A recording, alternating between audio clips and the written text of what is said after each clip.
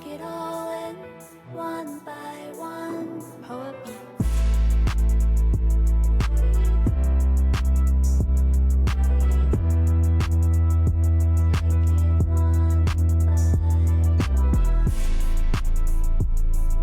Greetings, beloved. Reverend Michael Malcolm here. We are here today with the People's Power Podcast. I'm normally joined by my co-host, Lindsay Harper, but she's unavailable on today. Nevertheless, we've got a very special guest with us, Brionte McCorkle. Brionte is the executive director of Georgia Conservation Voters and have done some amazing work in the state of Georgia with Georgia Conservation Voters.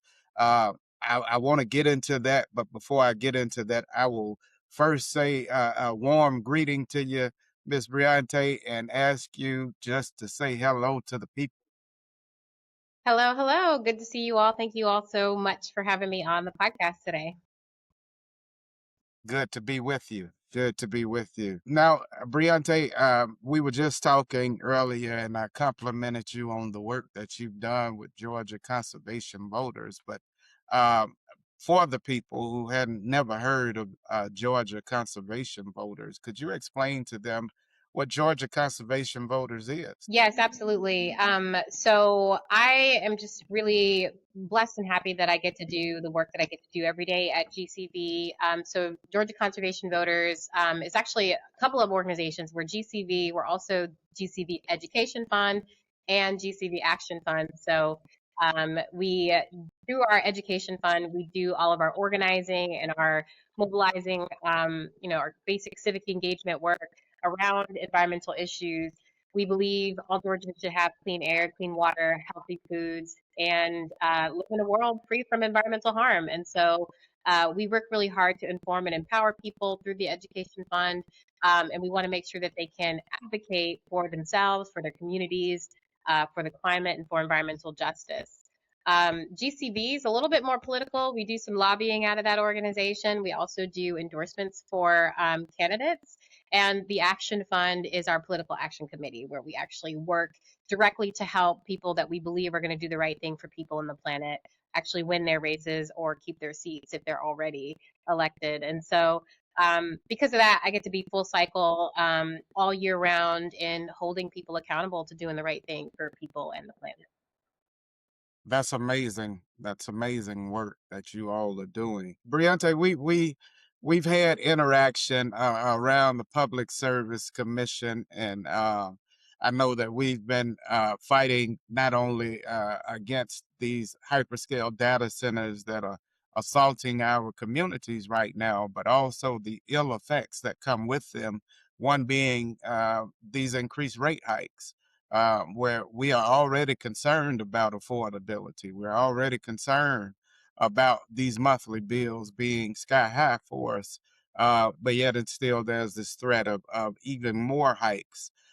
Could you speak more about the work that you all have been doing around the Public Service Commission and the rate hikes, as well as the data center work that you all have been doing also?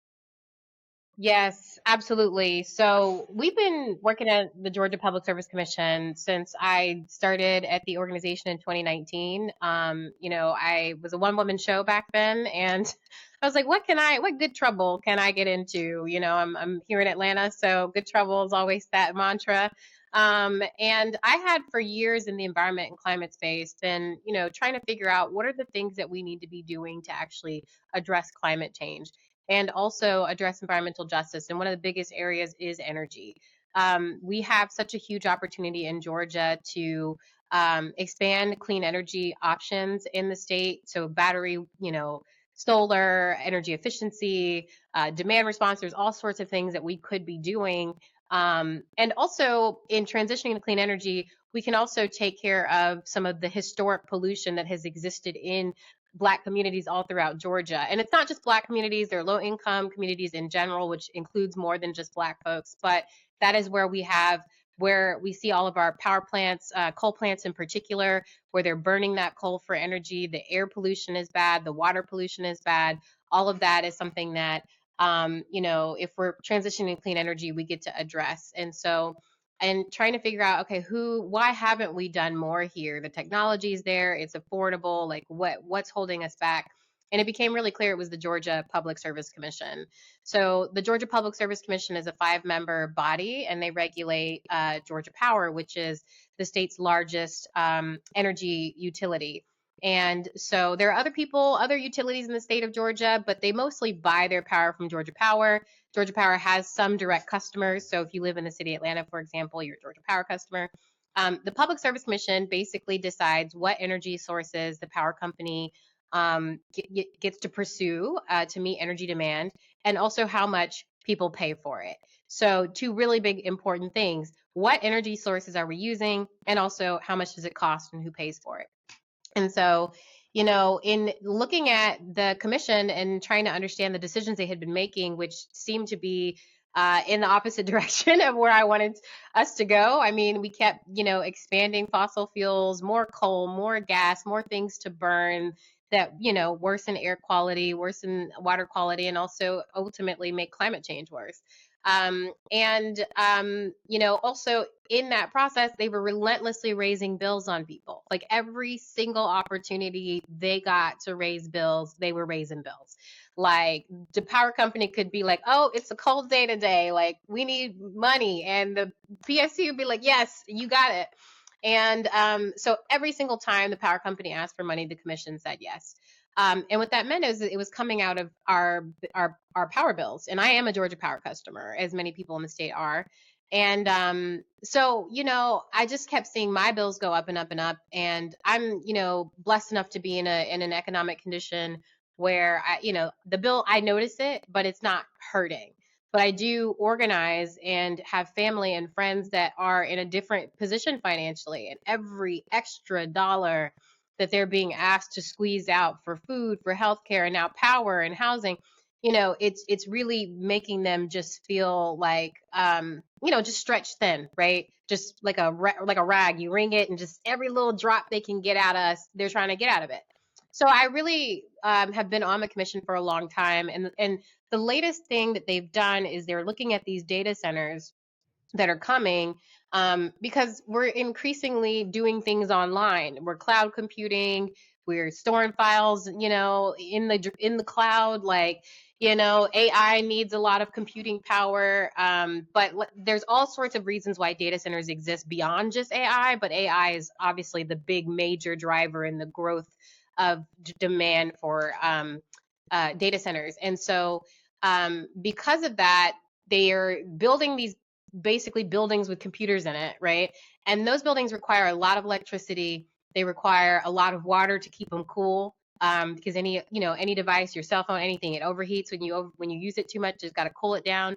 So there's this massive environmental impact that we are anticipating with the build out of these data centers, because of the electricity demand, because of the water usage, and also because of the development in communities, the way where they're going, the clear cutting, how communities, neighborhoods are being impacted by the construction of these data centers. And so, there's so many different things to be done about data centers, but we're specifically focused on, the fact that all this electricity is needed. And so the power company is saying, oh, well, hey, look, all these data centers are coming. We got to build a bunch of new generation. We have to, make sure that we are meeting the moment. We have enough electricity. So yeah, we got to build a whole bunch of stuff. And what they're proposing is more gas, lots of gas facilities. So just more stuff that has to be burned to meet this moment. Now I want to say that I like the lights being on. Like I need electricity just like everybody else. I understand the power company has a responsibility to make sure there's enough electricity to go around. But what we're seeing is the data center demand projections are huge. They're like, oh, it's gonna be all of these data centers everywhere. The problem with that is I'm talking to people in other states all across the country, and they got maps with pins all over them too. So how many of these are really going to get built? And if you're rushing to build out energy, which they did, the Public Service Commission approved a 10,000 gigawatt expansion of pretty much mostly gas. There's a little battery in there, so they can blame clean energy, but it's mostly gas. And it's going to cost $16 billion to build it. $16 billion with a B. That's just to build it. Over the lifetime of these plants, maintenance and of course fuel costs, because guess what you gotta buy the gas. Just like we got to put the gas in our car, they got to buy the gas to burn for the power plants. Over the lifetime of these plants, we're estimating up to $60 billion in cost for these gas plants. And what the problem is most of those costs are going to end up on residential customer bills. So you, me, small businesses, all of us are going to be paying over time for this gas expansion to meet this demand from data centers. And if the data centers never get built, it doesn't matter. They've already built the plant, we still got to pay for it. And my question is, why are the people driving the demand, Meta, Google, Amazon, right? These are the big major companies that are driving this demand, building all these data centers and that are going to need them. Why are they not paying for this? If they're the ones causing this increase in demand and they're the ones that need all this extra electricity, why do we have to do it? These are multi-billion to trillion-dollar entities. They got plenty of money and they'll still have a profit even after they pay for the energy needed to fuel the data centers. So that's our biggest thing, is let's make sure that those costs to build out all this energy infrastructure do not end up on customers. Also, maybe let's not build all of it, because we probably won't need all of it. It's too much, it's too fast, and it's the wrong kind of energy. There's better and cheaper choices. So that was a long way to describe it, but I like to give context on like how we got here today and all these different players in the space. We need that context, Brionté. So we're absolutely grateful that you're putting it out there, making it plain for our listeners. I'd like to add on to that. You question out loud the how and the why. What I found out is that oftentimes they are going into these unincorporated communities, and where there's little to no regulation.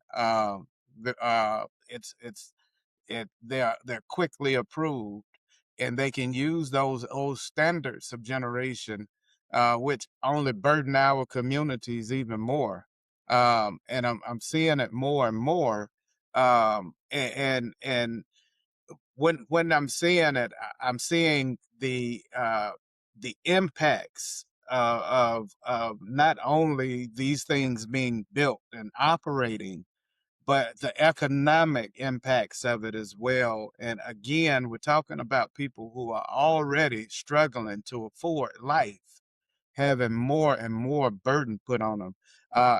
We were talking to Daniel Blackman, and while we were talking, I heard him say, and I said, we are already living in excessive energy burden. Collectively, we are living in excessive energy burden. And now we're being asked to carry even more burden, because these companies, instead of them putting their money to building this out responsibly, are still looking for the cheaper way to build it out, which is on the backs of those who are poor, which is on the backs of those who are Black and indigenous and who are brown. We are finding that the old model is still in play and hadn't changed. Yet and still, our tactics don't seem to necessarily catch up with this old model. And I'm wondering why that is. Why is it that our movement struggles to catch up with what is an old model? Why do we find ourselves fighting so much? I guess I'll put that in the air, and if you want to jump in and jump on top of that, you're Yeah, more than welcome. question, and I'm going to try not to get too, I don't know, existential about it. I think about this a lot in movement work. A lot of us are doing, the Lord's work, right? For as a volunteer, because we love it. Some of us work for nonprofits, all of that. And, there's this constant, you have to get up, you got to be aware of all the issues and the problems impacting your community. You gotta, dig deep inside of you to find that hope, even when you have all this bad news coming your way. This hope, that motivation, that spirit to be like, no, we have the power to change this. We can do something about it. And to then go and talk with community and collectively decide on the future we want to see, and really figure out what are the policies that we need and who are the decision makers, and how do we get those decision makers to do what we want. And sometimes we win, and we don't win a lot of times. A lot of times the powers that be, business as usual, wins out.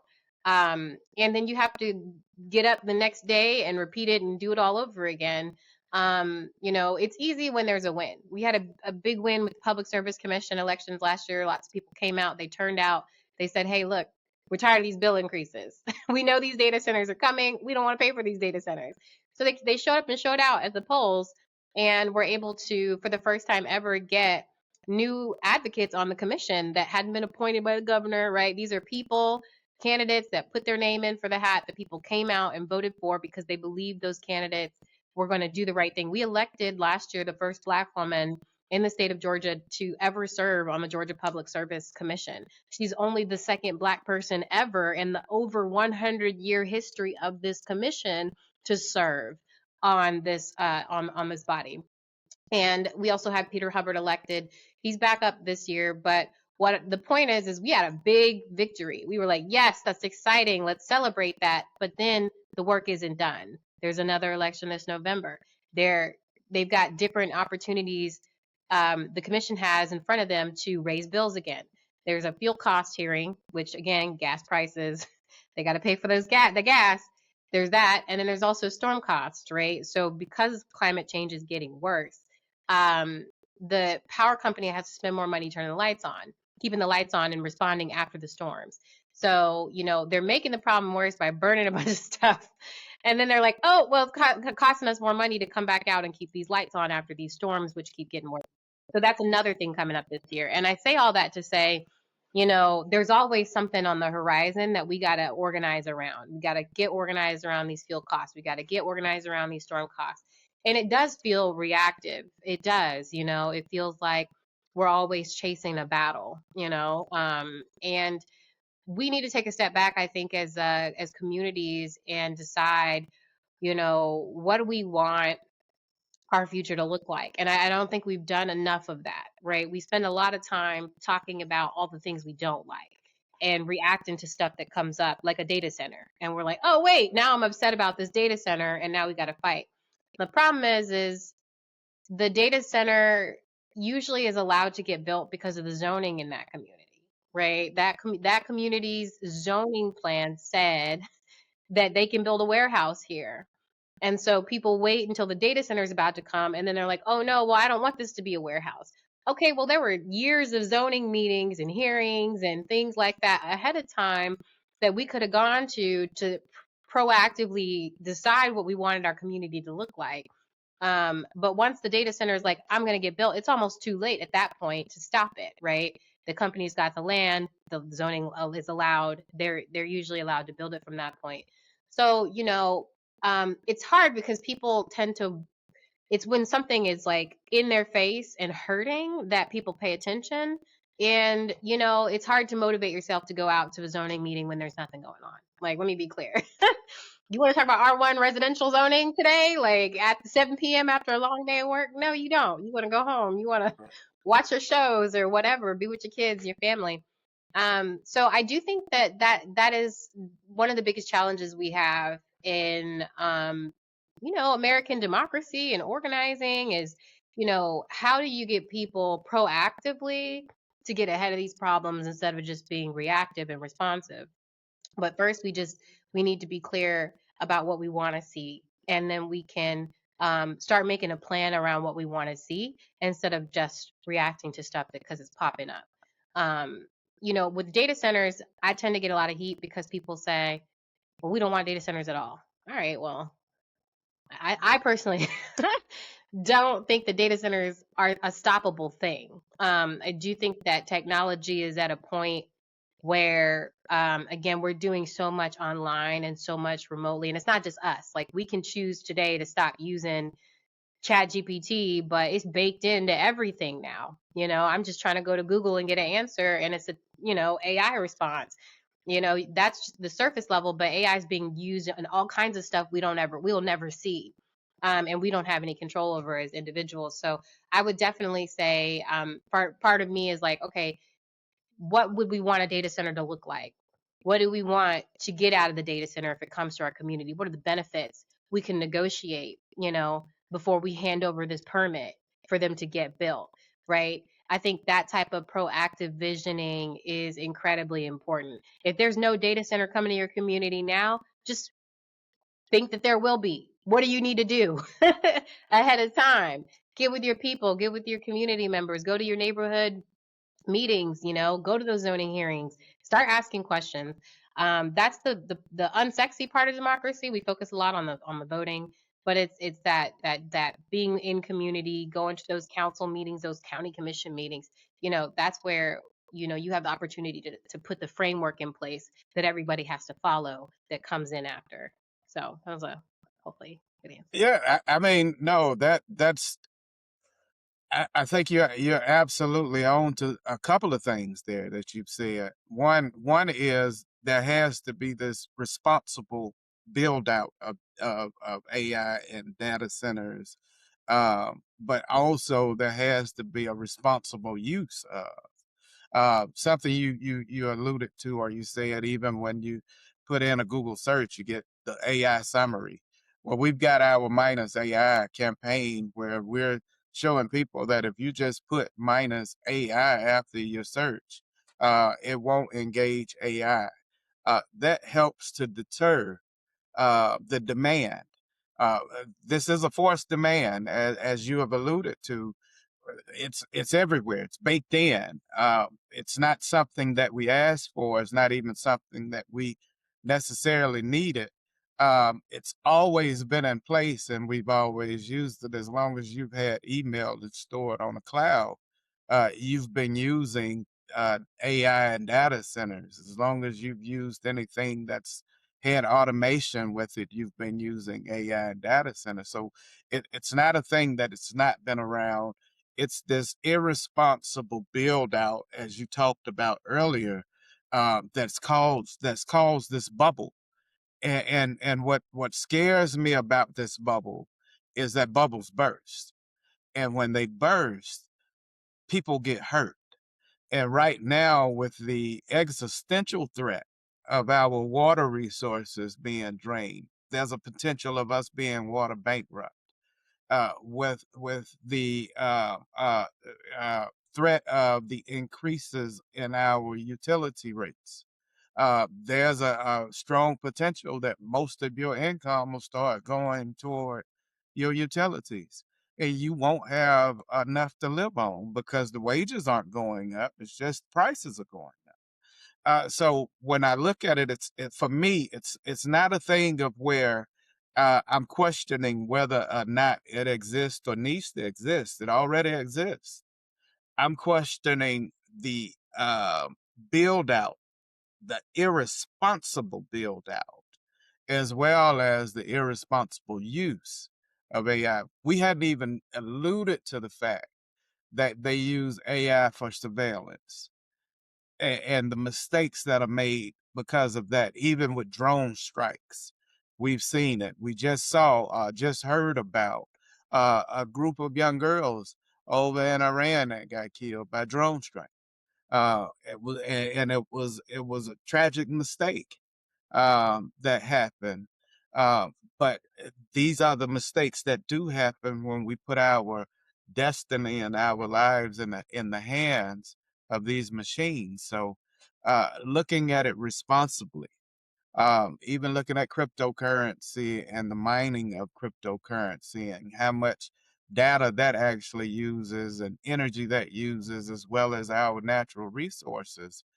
These things are things that aren't necessarily being talked about to our communities, and we need to make this sexy so that people can understand in a real sense what's happening, so they'll have options. I think when people have options, they have power. Hmm. And at this point, we seem to be powerless against this existential threat. People need to have options. You all are getting ready to present these options, talk to the people on April the 11th. You get ready to have this data center town hall. Can you talk more about this town hall coming to the city?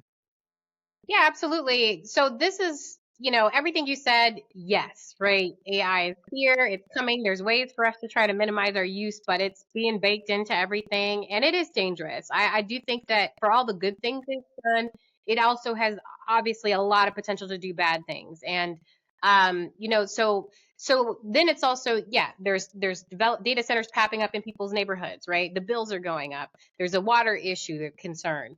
People are upset about clear cutting, right? Green communities, like you said, unincorporated areas, getting the trees clear cut so they can build a giant box somewhere. There's so many different issues that are, coming from this conversation around data centers and AI. It is hard to understand all of the nuance, and it's hard to decide what matters to you most as a community and what are the tools that you have to get ahead of the problem, to shape it, to stop the bad stuff and make sure only the good stuff happens. So we have a data center town hall. It's happening on April 11th, and so that is a Saturday from 10:30 a.m. to 2 p.m. We are going to be in, I believe it's the Auburn Avenue Research Library. And so, definitely check us out. You can go to our website, gcvedfund.org/events, and find out more information about that town hall. We are here. It's basically called Georgia Data Centers What's Being Built, Who Pays, and How Communities Can Respond. So it is entirely about meeting the moment on what people need, trying to explain what it is, why it's happening, and what people can do about it. All the things that you raised are things that need to be tackled at different levels of government, right? You've got local things, so stuff your city and county can do. There's stuff the state can do as well. We've been trying to get them to pass some laws that will, stop the data centers from passing the costs on to people's power bills. We've been looking at transparency bills around how much energy they're using, how much water they're using, forcing them to adopt clean energy and water efficiency standards. That's state legislation. And then, of course, there's federal legislation as well, that we could also be looking at. Right now, the federal administration is out here like AI is going to move forward. We're going to do this. And anybody who gets in the way is, moving against Americans' interests.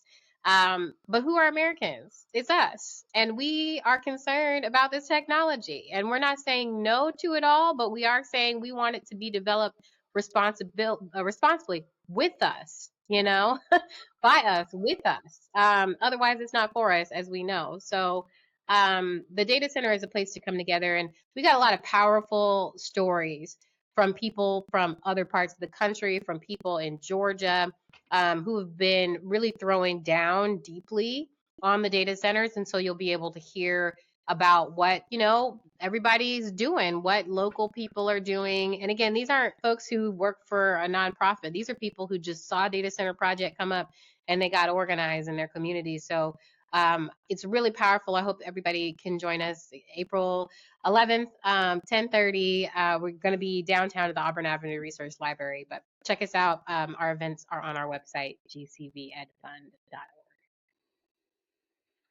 To be there if I could. I've got to be in LA at that time, but hopefully and prayerfully we'll have some of our team there.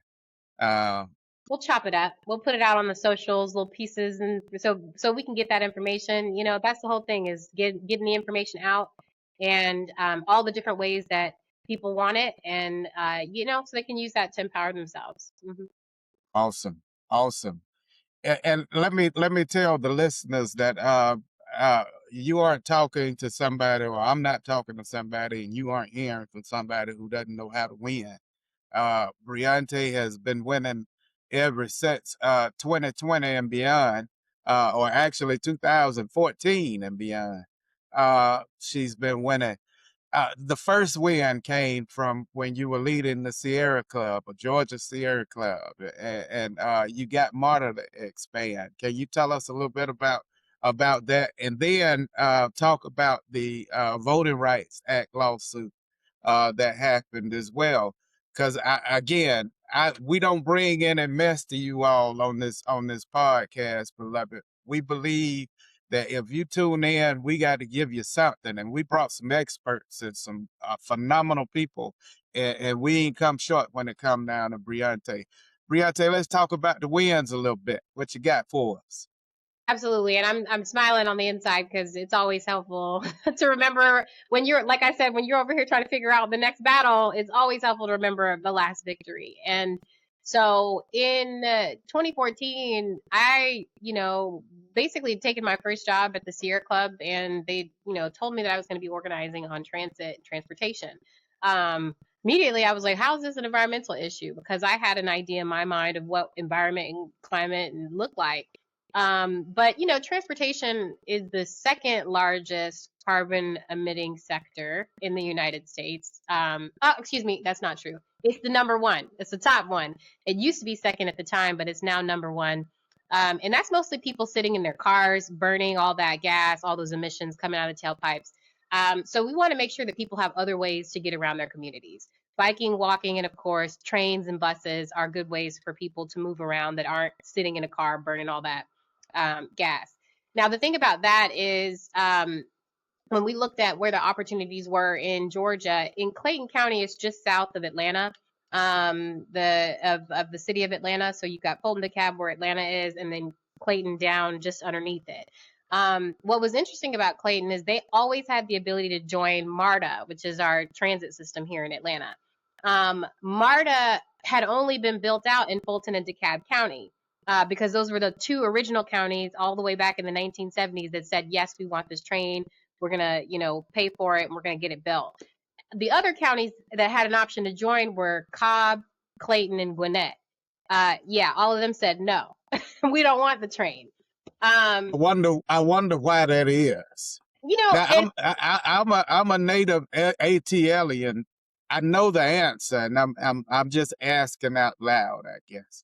right. So, at that point, the suburbs were mostly white. They were mostly wealthy. And there's a very, racist sentiment about transit. Oh, it's going to let the black people get in my community. They're going to come rob me. They're going to get on the bus with the TV they stole out my house. Like, it's just, wow, the stuff that, we heard. And I will say when we were organizing in Clayton, that same kind of stuff had still came up all that time later in 2014.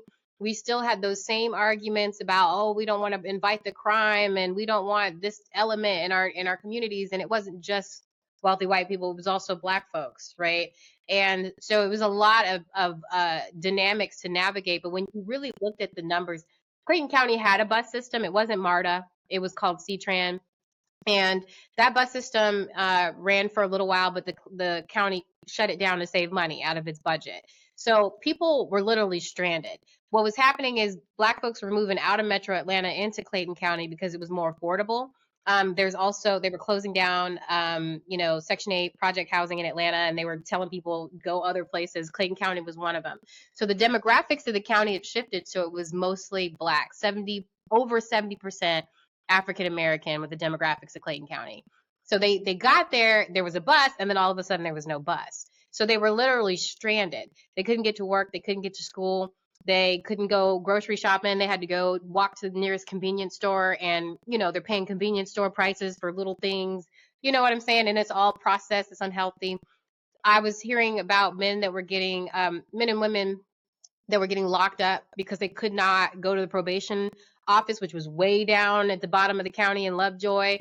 They just couldn't make the appointments, and they were getting locked up and thrown in jail because they had no way to get there. And every time I went to Clayton, you saw people walking up and down, the highway, Tar Boulevard highway, and they were just trying to get where they needed to go. You can only walk so far so fast, right? But it started to be very clear that people are like, well, we don't want the buses because of crime. But it was like, well, if you've got a lot of people with no access to better opportunities stuck in an area, that's what's breeding crime. You got vacant houses because people have to leave the county because they can't live here because they can't get around. That's what's breeding crime. And so we were able to show that the loss of transit had actually hurt the community with these very real numbers. But it didn't even, the thing is we didn't even need the numbers. We had the stories over and over again. Every meeting I went to, it didn't matter if the meeting was about transit or not. Somebody was there talking about transit. They were talking about the need to be able to get around. And so it could have been a meeting about water. Somebody was there like, so about these buses, right? And so it was really great to like do this organizing and tell people, hey, you know that Clayton can join MARTA. All you got to do is get the county commission to put it on the ballot, and then y'all just got to vote for it. People are like, the county who? Who was the what? Nobody knew who the county commission was. But this gets back to what I was saying about democracy, right? We focus on the big stuff, the president and all that, and we don't think about what's in our backyards, right? Clayton County's commission, there were 5 commissioners. People had no idea who they were.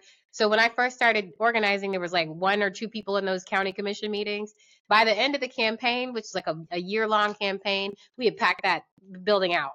Building out, line backed up out the door. Hundreds of people signed up for public comment because all it took was being like, these folks, you elect them and that you can tell them that this is what you want. You can join MARTA.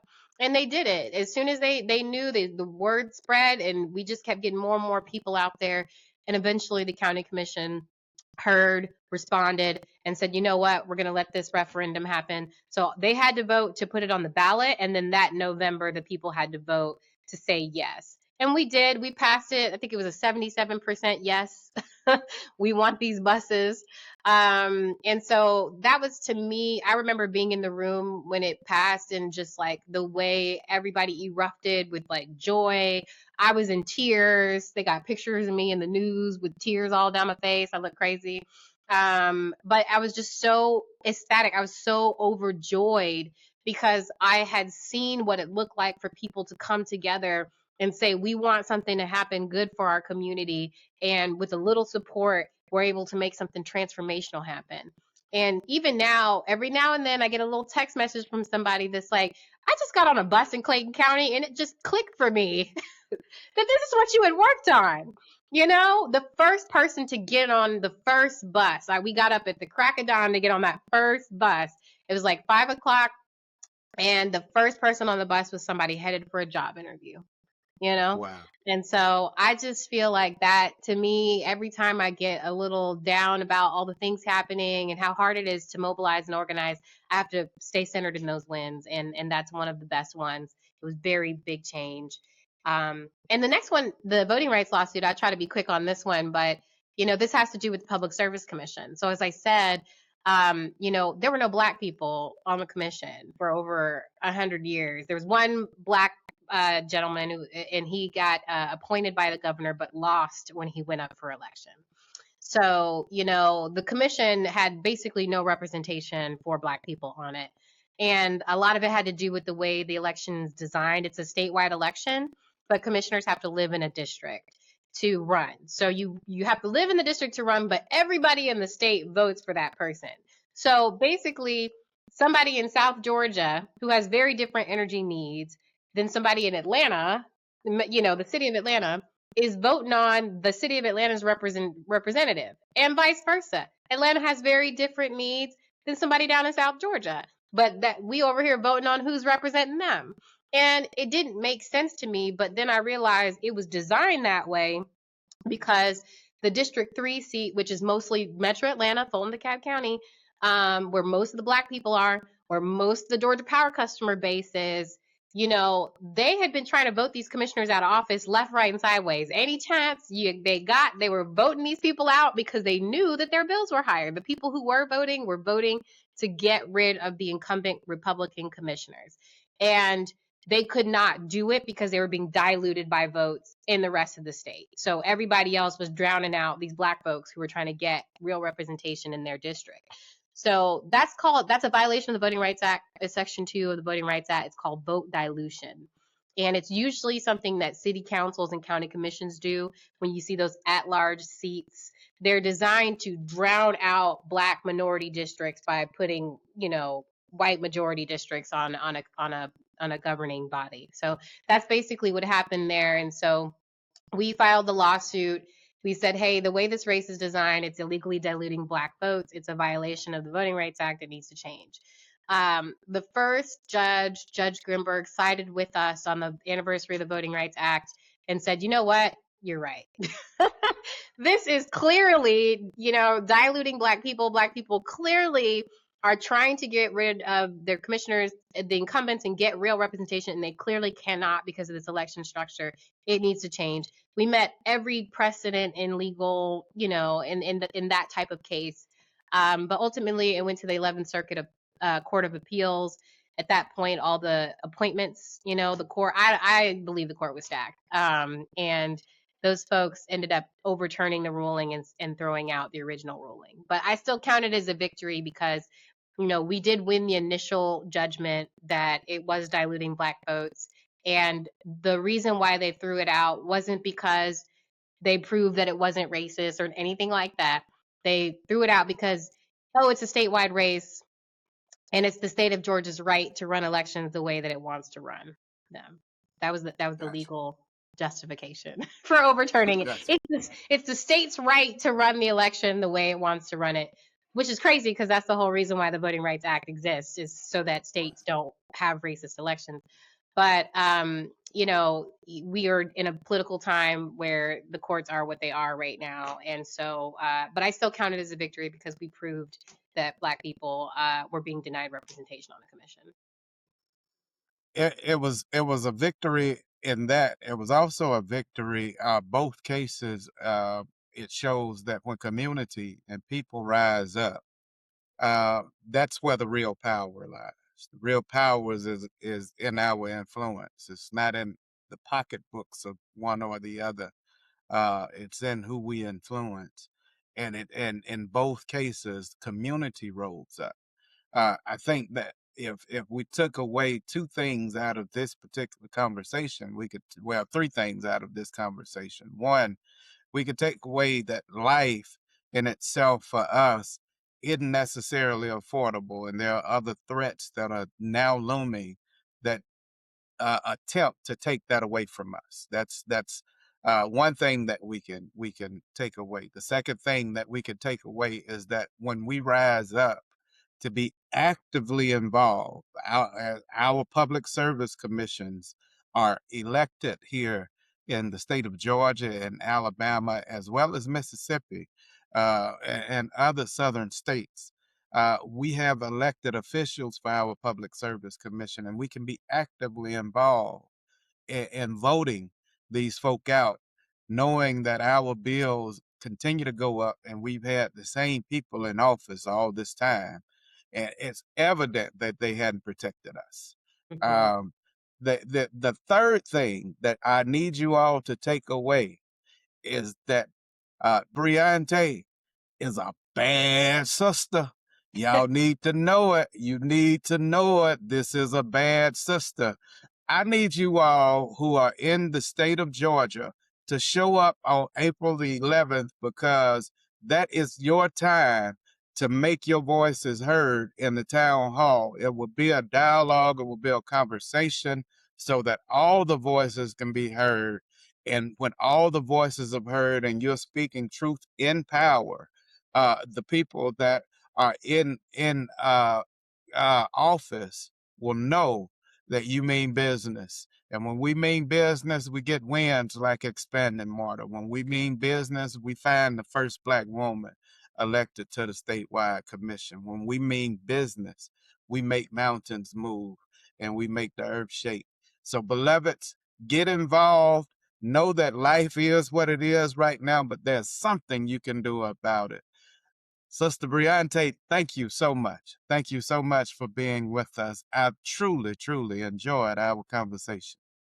Same, much appreciated. It is an honor to be in movement space with you. And thank you for giving me the opportunity to share.